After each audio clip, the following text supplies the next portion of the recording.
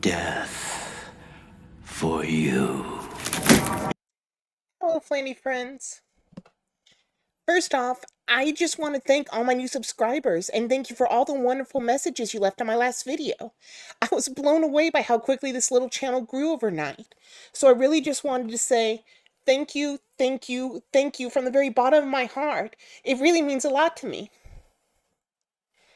Now that the mushy stuff is over, let's talk about Halo Infinite, and oh boy, do I have a lot of strong feelings about this one. I mentioned it previously, but Halo is a game that defined an era for me. Growing up, I didn't really get into a lot of games because at the time what was mostly out that I had access to were a lot of platformers, and even to this day, I'm still terrible at them. It really wasn't until the N64 and PS1 era that I really began to branch out and find my love for games like shooters and role-playing games. One shooter that always had a special place in my heart was Halo, as I've played every version of it, and Infinite is nothing more than an empty shell of a game that I once loved. And that saddens me because I want it to do well. I want it to be the best game ever because I don't want this to be Halo's legacy. And we had so many issues at launch and so many issues now, but we're not here to talk about the beginning issues. Oh no. We're here to talk about the issues that still plague it to this day. So let's get into it with the newest season, Echoes Within. First off, anytime the game actually loads, I'm a little surprised. So many times in the past, and by the past, I mean like the last 1, maybe 2 months, not at launch, but so many times I'll load in and it will tell me I'm offline and can't do anything. But not just that, last time I logged in during one of their mini events, I wanted to check out because, full disclosure, I'm the perfect person to market to when it comes to FOMO. Like Ash Ketchum, I just gotta catch them all. So I see an event posting and decide to check it out. I play maybe 5 or 6 matches and realize I haven't progressed through the event at all, despite completing several challenges. I look to try and figure out what it is that's going on, only to realize that none of my challenges are even marked for the event, meaning that not a single challenge I can actually complete would progress my event at all. I ended up closing out of Halo to go have lunch and come back to check on it later to see that they had updated with brand new challenges that I could actually complete for the event. But by that point, I just didn't care. I'd wasted all that time for nothing, and now they just wanted me to start over, and I didn't have the energy for it. So that's one issue, and then in preparation for this video, knowing that the DLC was going to be coming out, the new season, I logged in yesterday to give it a try and see what was going on, only to find out that all the maps I had bookmarked and all the little game styles I had bookmarked were now just completely gone. It said I didn't have any, which meant the library of stuff I'd been curating in case my friends ever got it back on for us to try was just gone. And I realize that this is more of an inconvenience than anything major, but once again, it goes to show that this is far into the life cycle of Infinite, and the game is still just barely functioning day to day. I say all this bringing up issues from the past few months because today, when I launched the game for the first time, my challenges weren't working again. In the link I'm about to show you, you can see where it says that I have to complete challenges in the new Unlimited mode, which is the only mode I've been playing. However, 4 games in, still no progress on a single one of them, aside from the one that didn't specify the playlist and said I just had to kill with the banished weapons. I did finally figure out what I did wrong here. Apparently, my mistake was playing their brand new game type first.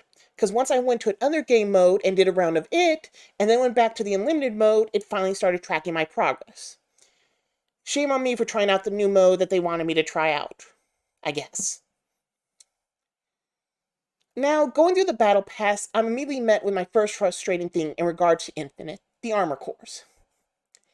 Every new season they launch with a new armor core too, and every new season the majority of the armor you get for the battle pass is strictly for that one core. Despite the fact that 343 has stated in interviews they're going to work on core customization, I still see no signs of that actually happening. We got a set of very basic colors across all the armor cores, which is good, but I'm not going to praise them for that, because that's the absolute bare minimum. I know it's a bare minimum because we already had that option for basic colors and more in the previous Halo games, and that customization was absolutely free. Somewhere in the midst of all these cores and armor pieces is probably my perfect Spartan. Take a piece of this, a piece of that, and yeah, I could really find this customization great. But instead, they lock it to cores, which I have the feeling the reason is to encourage you to get more out of their shop bundles, to hopefully make your core look however you want. But for me, it does the opposite. It just makes me less interested to get anything at all. The one time I did see something I really liked in the shop was a helmet that I used to wear in the previous few games that now looks like it's a shop exclusive. Only issue was, even though I liked the helmet, it wasn't for a core that I even used, so it was completely pointless to me. The same thing with armor coloring. As you can tell by my Spartan, I like the color purple, and there's not a lot of options for that. I used to be all about the black and red stylized armors, but I like standing out and felt that purple was a better color for that. But despite there being several armor shader styles I like, since I'm stuck to the colors of those shaders, I'm just not going to use them. This season continues a trend where a lot of the pieces I'm seeing do look cool, but I hate the colors of them. The one purple one we get is once again for an armor core I'm not even certain I'm going to like, so why should I be excited about it? Also, taking a look at some of the key Battle Pass items, the Cut to Quick item I really like. Though, once again, not for an armor core I use often, which is a shame because I would love it on my Mark V armor. The Slipstream endpoint I like as well. Kill effects are one of the nice things they've added to the game, though I would love assassinations to come back, and I think that if they're wanting to monetize, assassinations would be a good way to do that. But instead, we get these kill effects, and there's not much I can say negatively. It just looks, it's a good effect, and one that I bet will look good in game as well once it's unlocked. Which is not something I can say about the next pieces. The Street Viper and Viper Shroud. These are our tier 95 and 99. What we are supposedly working towards for our end gear here, and I'll be honest, these are some of the goofiest helms I've ever seen. The Street Viper isn't too bad on its own. I assume by the name it's supposed to look like a snake, but all I see is a Ninja Turtle who lost their mask. The Viper Shroud, however, level 99, I had to stop and laugh when I actually saw it. My first thought was someone wrapped a bra around their head and is going into combat with it. It's just bad. I'm not certain if this is what the fanbase was hoping for their level 99, but for me, it's just laughably bad and not something I ever intend on using. The level 100 is the Slipstream Sector Link, and it looks fine. It goes with the endpoint kill effect. My only issue with these things, though, is we never see them. When I'm playing, I don't ever really get to see my armor effect because I'm in first-person view. I'm sure it probably looks really cool to the enemy, my friends, but it just baffles me why in games like this we get so much content for stuff that we're never actually going to see. One positive, and to their credit that I will say, is that this Battle Pass, they do have their own premium currency in it. So that means that if you buy one Battle Pass and complete all 100 levels, you'll earn enough credits to either buy the next season's Battle Pass or something from the store. That is nice, but again, speaking to the colors that they offered us for free, that's still sort of the basic quality of life things for Battle Passes in this era. I can't think of a single Battle Pass aside from maybe Overwatch. I don't know if Overwatch has added premium currency into theirs yet. I'll have to check. But just about every other Battle Pass has that premium currency to engage its fan base. So good on Halo for doing it, but once again, not really an area of praise because that's the minimum you can do. Now, aside from the Battle Pass, we have a few new maps. Chasm, I'm probably saying it wrong either way, but it's one of those, and Cliffhanger. In my first few matches, these maps play fine, though it will take a bit for me to get comfortable with them to really see how they feel. But in every game I played on this one map, I did notice the poor bird seemed stuck in the ground, desperately trying to flee Infinite altogether.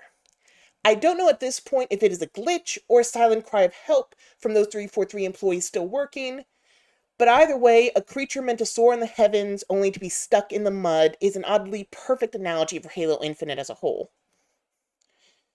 The only other thing of note so far this season is a new equipment with Shroud Screen.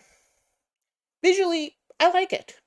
It's a neat effect which definitely catches your eye on the battlefield. I haven't had many chances to use it or have it used against me, but the few times I did have those run-ins, it wasn't that hard to toss a few grenades into the shroud to either drive people out of it or have them sit in there and take the explosion damage. Likewise, when I've been in it, I tend not to stay long, rather use it as a way to hide where I'm going, which may be the better route to go with it. The new M392 Bandit rifle is fine, like most things this season. According to the designers, their intent was to make something akin to the Halo Magnum, which this isn't. As a weapon on its own, it's just fine. I feel like once again, they worked so hard to rework weapons for 5 that didn't need to be worked, like changing the plasma gun to no longer stop vehicles, or getting rid of the classic shotgun in favor of the Bulldog. The weapons are just fine, and I can't really say more than that. The last thing of note to discuss for this season is the end date. The wiki currently states the end date is supposed to be on June 27th of this year, which I guess we can only wait and see if that holds true. So far, Halo has been running with 6-month-long seasons, and even then, they were having issues with them. I think that if Halo Infinite wants to stand any chance of a resurgence, or even holding on to what player base it currently has, it definitely needs to find a way to manage a 3-month season like all its competition is doing. I guess time will tell if that actually happens, but for now, I'm honestly not holding my breath. So that's my first look at the new Echoes Within of Halo Infinite. What are your guys' thoughts on it? Is it enough to have you coming back for more Halo, or do you think it's too little too late at this point? Once again, I just want to send a huge shout out to all who have recently joined this channel. Thank you so much for your support, and I look forward to sharing more ramblings with you in the future. For those who haven't subscribed yet, if you like my mad ramblings and reviews, please consider liking and subscribing, as it will really help my channel to grow, and I just really appreciate it. Either way, I'll see you next time. Bye, Flandy friends!